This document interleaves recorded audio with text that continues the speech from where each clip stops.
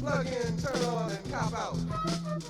You will not be able to lose yourself on Skag and skip out for beer during commercials because the revolution will not be televised.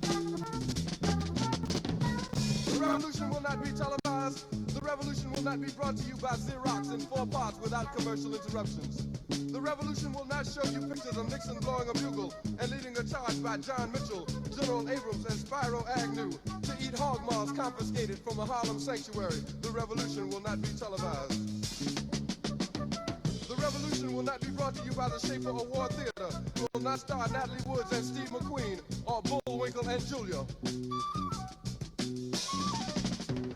The revolution will not give your mouth sex appeal. The revolution will not get rid of the nub. The revolution will not make you look 5 pounds thinner because the revolution will not be televised, brother.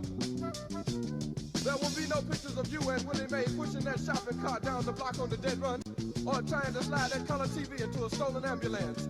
NBC will not be able to predict the winner at 8:32 on report from 29 districts. The revolution will not be televised.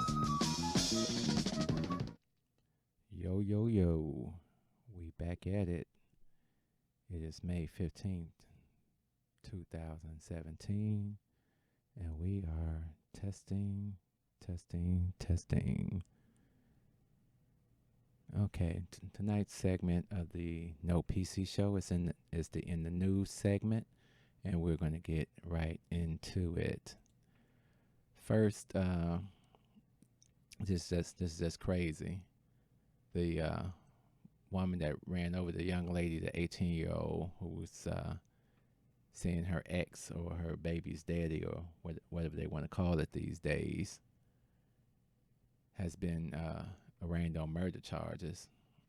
And they gave a full detail today on what went down. Apparently, this 24-year-old and the 17-year-old were arguing on Facebook. And I know my wife was all over the screen last night looking it up, but I'm not even going to go that far because it's just ridiculous. The 17-year-old felt bullied, talked to the young man.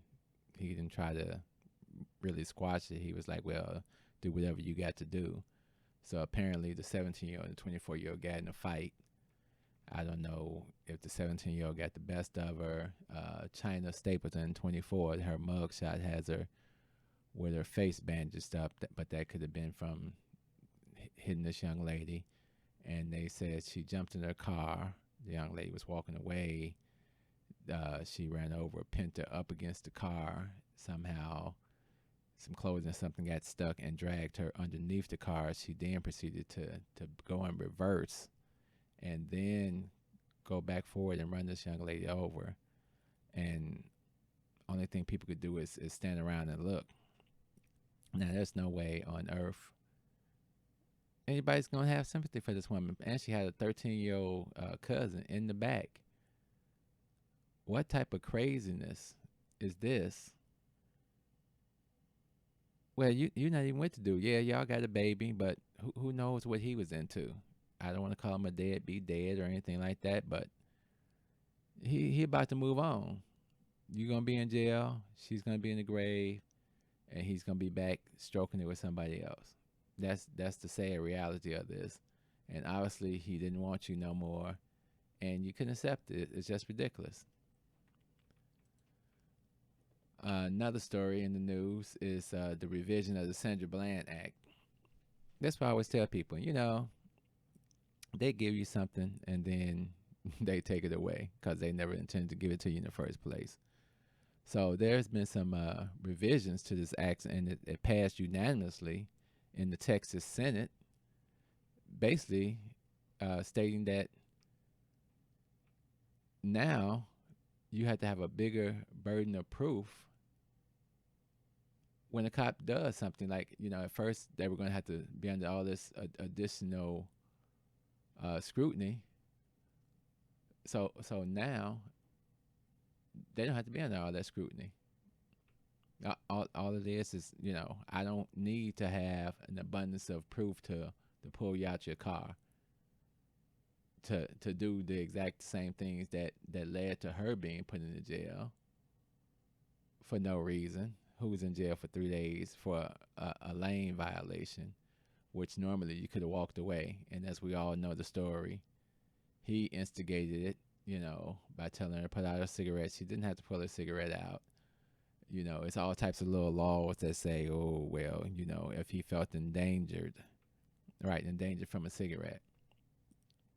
So they put it out there, and now they're pulling it back. It says here,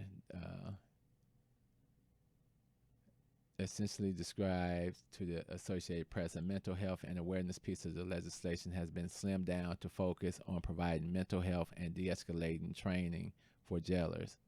It will also provide mental health care, access to, and increased supervision of inmates. I don't think she was in a mental state. I think she said something about being a little bipolar, but it didn't seem like she was in a mental state then. And like I say, he's the one that pushed it, and you saw everything on the video, and he was eventually dismissed. But what does that do for her family?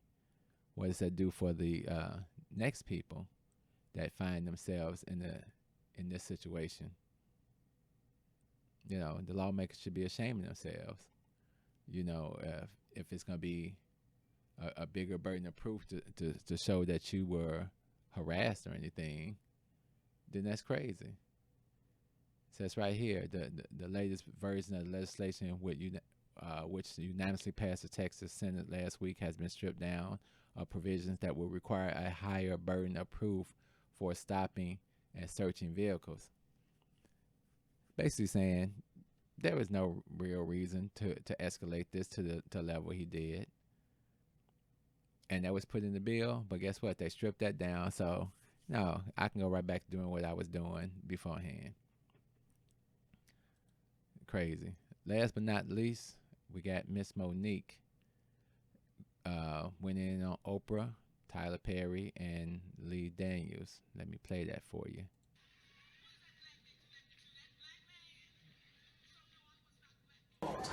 I was whiteballed by some black dicks who had no balls. Thank you, Mr. Lee Daniels. Thank you, Mr. Tyler Perry. Thank you, Miss Oprah Winfrey. No, baby, I wasn't blackballed. I was fucked up by some niggas who had no balls. And see, I know they like to say, Monique, you talk too motherfucking much. It would kill me not to say the real shit. It would kill me not to say the real shit. You are not paying me equally. You are not treating me fairly. So y'all can suck my dick if I had one.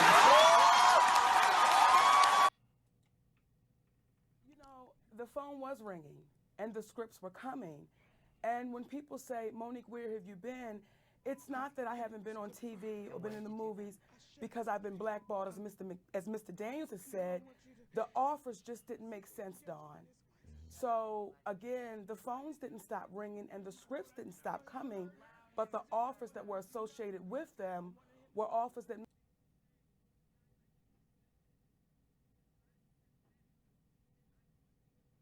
what are my sisters being offered that didn't win the award or wasn't nominated? And what does it say to the little girl who's not here yet?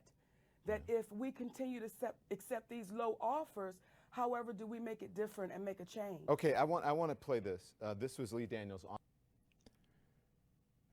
It's kind of crazy what happened to Monique.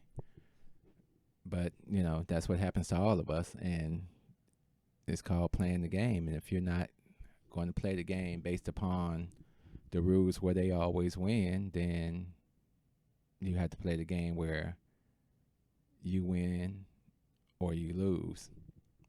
Basically saying, you got to get your own game. Monique won the Oscar. Usually Oscars come with all these $20 million offers and such in these leads. But no, you're not playing the game. You're not capitulating to the Hollywood establishment. And we do believe that you're not succumbing to the gay regiment that we put out here in Hollywood. It's, you have to do what you have to do, girl. That's basically what they're saying. And then she's calling out Oprah, Tyler Perry, Lee Daniels. And probably especially Lee Daniels, because she the one helped him put it on. She took $50,000 for that movie, and I think that movie made $50 million or something like that. It made some large number. He didn't come back and say, here's a bigger check, here's a piece. He just turned around and said, F you, and walked away from the woman. You know, oh, she's not willing to promote it and this and this. The chick got $50,000. You know, I don't know what's in the contracts. If the contract said you had to do it, then you had to do it. But if it didn't say, and I got 50,000, and I know you sitting on 50 million, and you haven't made that call back and said, hey, let me take care of you. We know Oprah and Tyler Perry are in that same circle. I mean, let's be honest, black people. Black people in these circles are not going to mess up their money to mess with you. Sad but true. They just not going to do it. And we'll have to talk about that on another show at another time, but that's one of our biggest problems. I mean, we just did a show called The Gatekeepers a few weeks ago. It's these people in these positions that have been, one way or another, allowed to be in these positions by the establishment that keep a lot of stuff of oppression on you. Oprah's got her own production thing. Tyler Perry's got her own production thing. And Lee Daniels has production deals. Yet none of them are going to take a chance on Monique, well, especially now that she came out and says, suck this.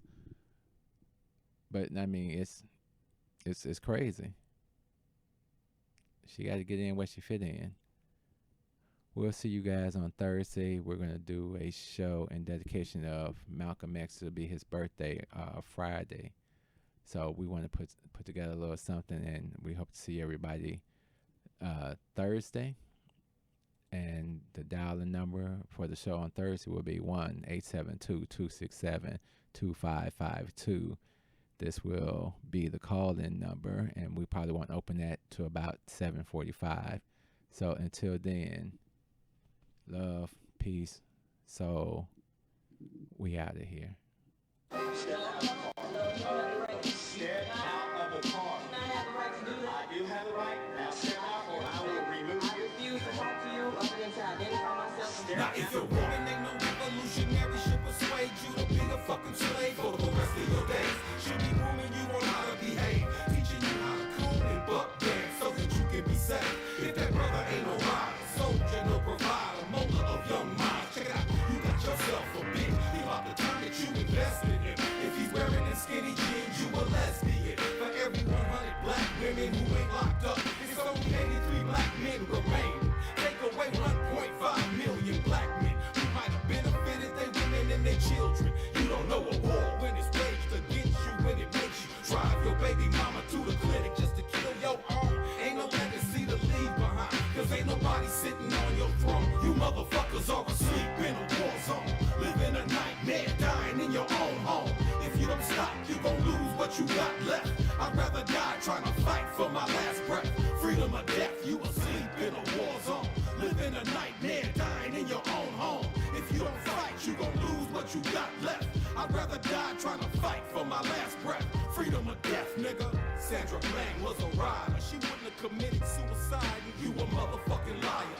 It would not be wise to stop when you hear sirens and you see the police behind you, but you don't wanna die. They gon' shoot you if you run. They gon' say that you was going for the police gun. That's why they shot you like 120 times, but you was still coming, so they put another bullet in your lung. Them devils got you praying while they murder, because they know you on that bullshit. They steady with them bull clips and body armor. They kill your women in the street, cause they figure you too weak to do anything about it. You some shit, getting fucked in your sleep. They poison you every time you brush your teeth. You don't care, you behave like a slave. A bitch from the cradle to the grave, on your knees with your hands out, begging cause you want. You motherfuckers are asleep in a war zone, living a a nightmare, dying in your own home. If you don't stop, you gon' lose what you got left. I'd rather die trying to fight for my last breath. Freedom or death, you asleep in a war zone. Living a nightmare, dying in your own home. If you don't fight, you gon' lose what you got left. I'd rather die trying to fight for my last breath. Freedom or death, nigga.